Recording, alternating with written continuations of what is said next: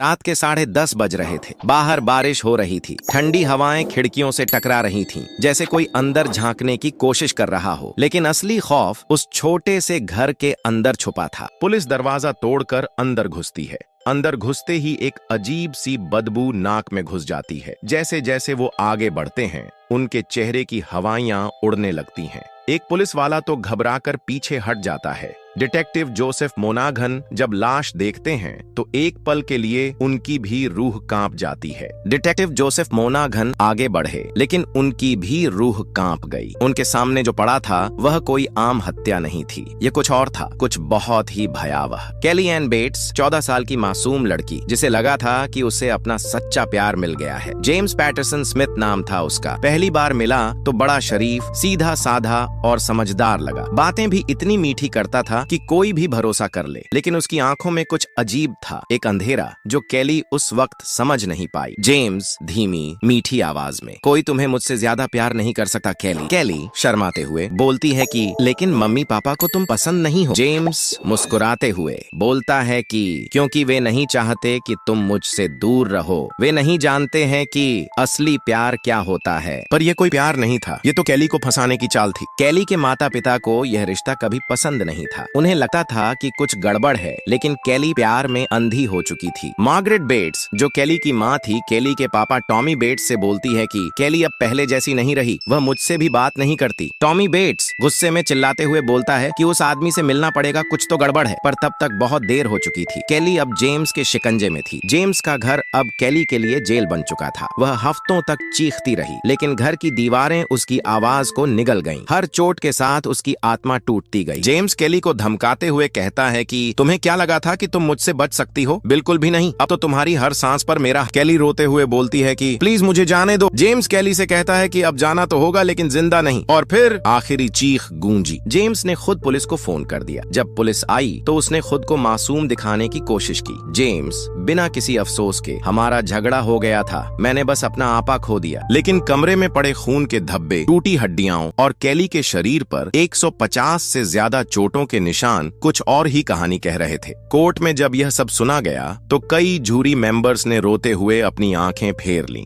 जज गंभीर स्वर में, जेम्स पैटरसन स्मिथ, तुमने जो किया वो इंसानियत के खिलाफ है। तुम्हें उम्र कैद की सजा दी जाती है, जिसमें कम से कम 20 साल जेल में रहना होगा। मार्गरेट बेट्स, मेरी बेटी अब कभी भी वापस नहीं आएगी, लेकिन कम से कम अब यह दरिंदा किसी और की जिंदगी तो बर्बाद नहीं कर पाएगा।